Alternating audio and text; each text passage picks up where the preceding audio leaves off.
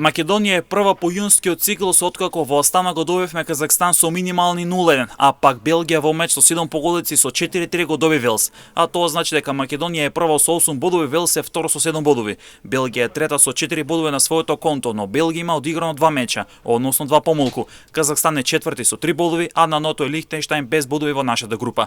Македонија триумфираше со голот на Александар Трајковски во меч каде во први дел Македонија беше поубедлива, во втори дел Македонија играше позатворено во втората зона со цел да сочува енергија за до крајот на мечот. Откако претходно имавме доста тежок меч со Белгија во Скопје, каде ремизиравме играјќи 1-1. Основниот натпревар кој што беше екстра интензивен против Белгија и точно знаеме дека не можеме да одиграме две полувремења во таков ритам и второто полувреме беше договорено да одиграме малку позатворено во втора зона, да се поставиме со цел да зачуваме енергијата до крај на надпреварот. Во ситуација кога немавме друга опција, моравме да го направиме тоа. Во втори дел Казахстан имаше иницијатива и создаваше шанси, но нашата одбрана беше одлична на овој надпрев и го сочува минималното водство. Фудбалот е се тоа. Се случуваат и такви работи, да, точно дека Казахстан второ полувреме одигра баш добро.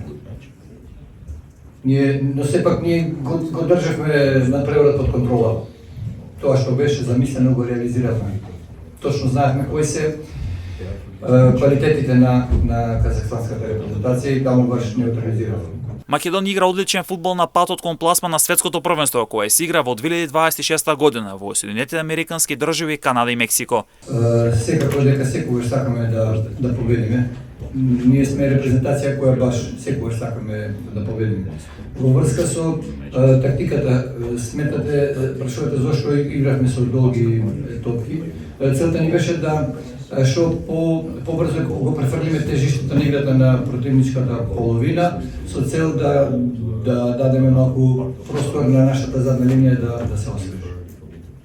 Морате да земете предвид фактот дека игравме тежок надпревар, имавме долг пат, играме на вештачки терен, се тоа фактори кои што влијаат за оваа ситуација. На 7 септември Македонија наредната Торо Проески во Скопје го пречекува Лихтенштајн. 3 дена подоцна, на 10 септември Македонија ќе гостува во Брисел кај Белгија.